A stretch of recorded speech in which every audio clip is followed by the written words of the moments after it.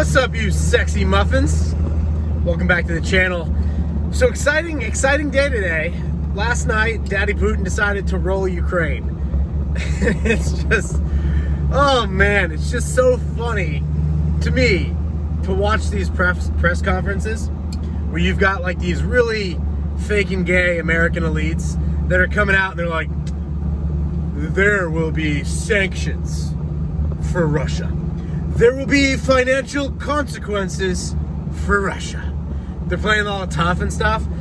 And meanwhile, Daddy Putin's like, listen, Ukraine is part of the former Soviet Union. They didn't pay their share of the debt after the collapse of the Soviet Union. We paid all of it.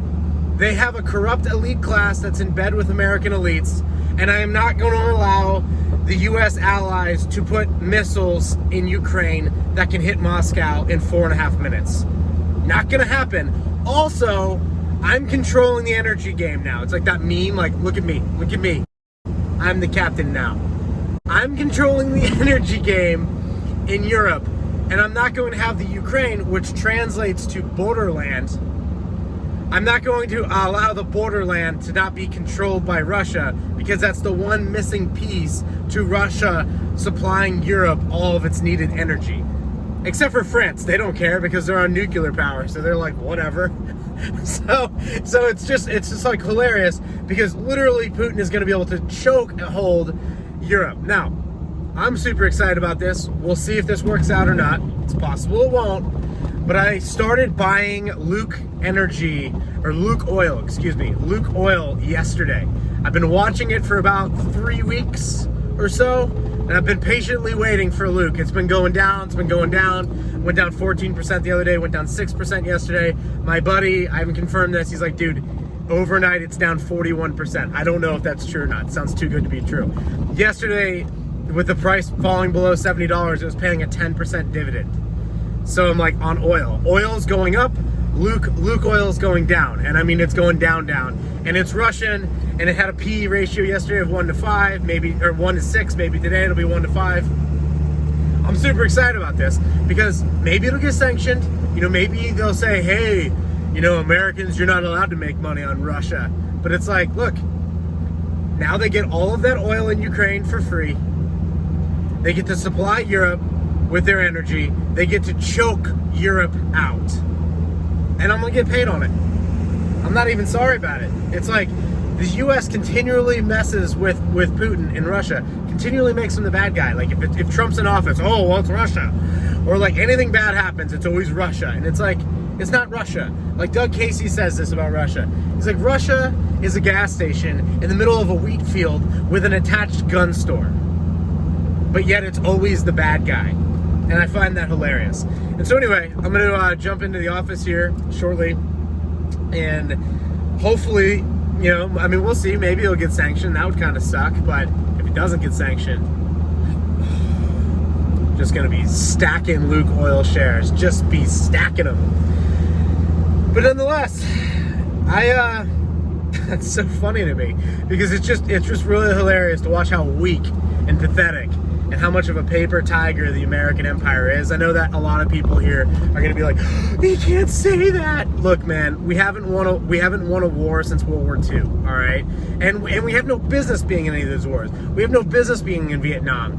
We have no business being in Iraq. We have no business in Afghanistan. Like we have no business in Syria. This isn't our concern. We have no business in the Ukraine or Russia. This is not our freaking problem. Like. We need to be focused on our domestic issues, and that's exactly why our current political elite class brings on these BS things, because they want to distract from our domestic affairs. Now, meanwhile, the trucker convoy left California yesterday. It's headed to DC. I'm just going to say it right now. Not that I want this to happen, but it kind of needs to happen. But here's what's going to happen. This is not Canada. Let's just talk about Canada real quick, though, first, because there's just so much going on. This is so freaking exciting. Get amped, folks. But okay, so Canada sold all their gold in 2016. Pretty much like bottom of the latest bull run market here. Like So Canada sells all their gold. Justin Trudeau gets in with like 30% of the vote or something like that. He gets a tremendous amount of foreign capital to support his campaign, and the World Economic Forum goes, yeah, he's one of our alumni. He's one of our best and brightest. And you're like, well, at least they're not working with much. And meanwhile, he's doing his damnedest to destroy Canada, and the Canadians are just like going along with it. Like, yeah, they're protesting and whatever, but they've been on this path for a very, very long time now. They are very far away from the savages that took Canada originally from the natives. I mean, they did some really, in the history of the world, they did some messed up things, and they are very far away from what they used to be. And nonetheless, Trudeau is in there for the World Economic Forum as an agent for the World Economic Forum, just finishing off the job. And Canada's about to pop off, but before doing that, he's got to destroy the faith and credit of the Canadian banking system. And then yesterday, Jordan Peterson, with 4 million followers, goes out there and does a video saying, this morning, I don't know what to make of all of this because it's happening so quickly. I can't believe the state to which the country is degenerated. I've been in contact with a reliable source within the Canadian military, and he told me today by email that if I had any sense, I'd take my money out of the Canadian banks because the situation is far worse than I've been informed. And so that's just one of many such messages I receive on a daily basis. How governments work, baby. You want governments, and I'm an anarchist. I'm an ANCAP. I don't believe that there's nothing that can be solved, that the public sector, that the private sector doesn't solve better. What about the police? You heard of private security? Jeff Bezos isn't relying on, the Portland Police Department, all right? Like, oh, that's too expensive. You could go down this rabbit hole, but essentially what I believe is this book. There's a great book that underlies this subject. One is Chaos Theory, not the actual scientific theory, but a book called Chaos Theory. If I can find it, I'll link to it. It's a really small paperback book. But the main one is A Market for Liberty. Essentially, private markets formed to fill all human needs.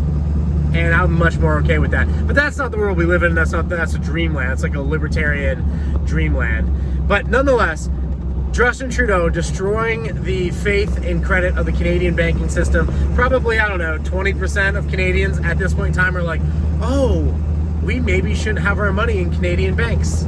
Maybe not. Like, maybe that's a bad idea. Also, silver's a good option. Gold is a good option. I was just talking to a guy on Instagram not too long ago, like yesterday, and he's like, I'm helping Canadians dump their bank accounts into Bitcoin. And I'm like, well, we're in a Bitcoin winter. This is a halving cycle. Bitcoin's probably going to fall pretty substantially from here. He's a Bitcoin maximalist. It's fully tracked. It's public. Silver is probably going to be the thing that gets you through. Silver is for spending. Gold is for saving. Bitcoin is for speculating. I like them all. But nonetheless, Justin Trudeau just absolutely destroying Canada. Now, we've got the trucker convoy doing a copycat, like a monkey see, monkey do thing. Copycat and going from California out to DC. And this is what I said earlier, I don't want to happen, but kind of needs to happen, and I think is going to happen. This is not Canada. It's not going to be as peaceful as Canada. It might be relatively peaceful, but there's still going to be some American pleb out there, really a chud, who's going to go, he's going to do the wrong thing. He's going to resist arrest. He's going to mouth off.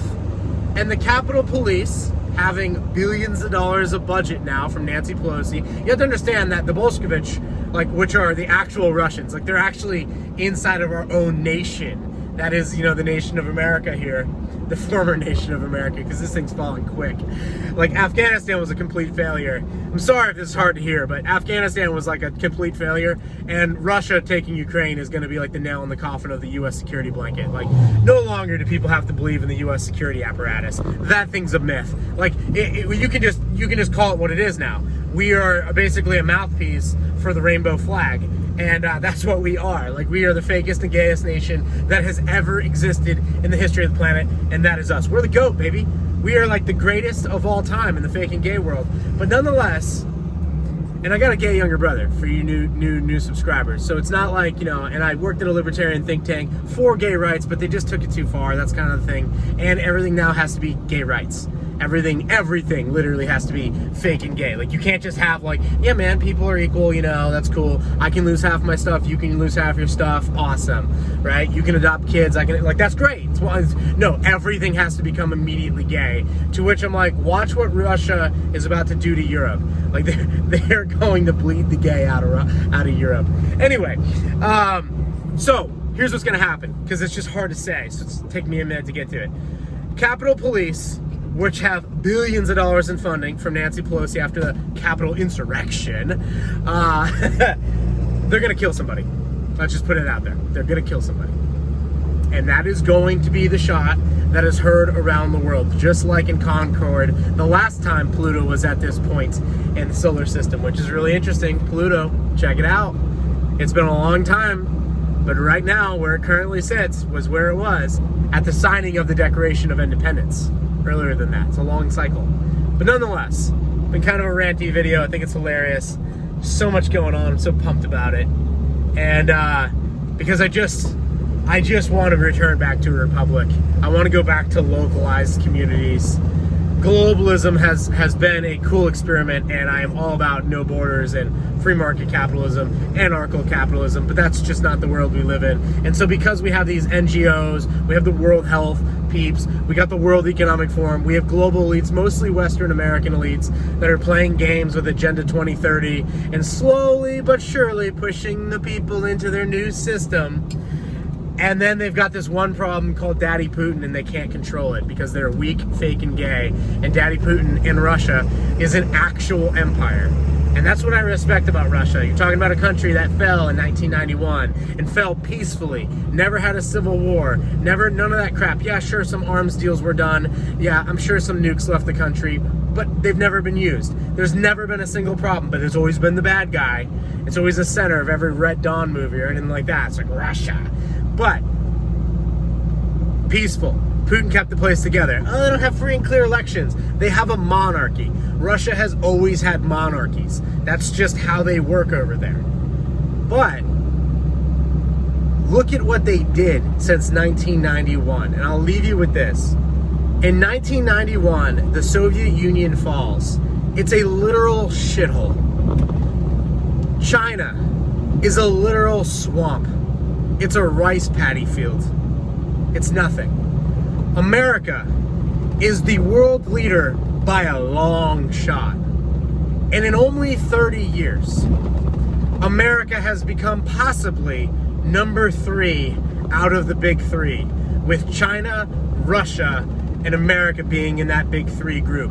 And possibly America being the number 3. Right now, it's perceived to be number 1. My speculation is China is actually number 1 as far as largest economy, most military force in action, largest exporter, etc., etc., etc. But Russia, having no national debt to speak of, and the second largest, maybe third, but we believe second, hard to tell, largest gold reserves out of all of the known states, all of the known empires, all of the sovereigns, all of these stupid nations that I just totally disagree with. But if you're gonna have a nation, you want to be a nation like Russia. And our American elites sitting there stroking their ties, going, we're gonna ban you from the Swiss system. You think that China and Russia don't have a game plan to completely crush the US dollar? You've got another thing coming. And so when the US dollar can no longer be exported in exchange for actual goods and services that are imported, you're gonna see where we place. And I'm gonna tell you, it's gonna look a lot like Russia in 1991. It's gonna get freaking gnarly. And in the meantime, that's why I'm brokering silver and gold. That's why I'm doing it in the mornings. I might even start doing it full time. I believe in it that much. I believe that we need to get through this period of history, return back to a based republic, and then move forward. Move forward. And I think that that's what's likely going to happen. But until these American elites are literally removed and gone, until the American public is pissed enough to be like, you know what, this isn't working, until we return back to a republic and not a democracy like we were founded to be, well, let's go Daddy Putin. Thanks for being here, guys. Thanks for likes. Thanks for the subscribes if you're new. maybe a harder video to hear, but I think it's just so funny. And as always, I will see you down in the comments. See you on the next video. Peace.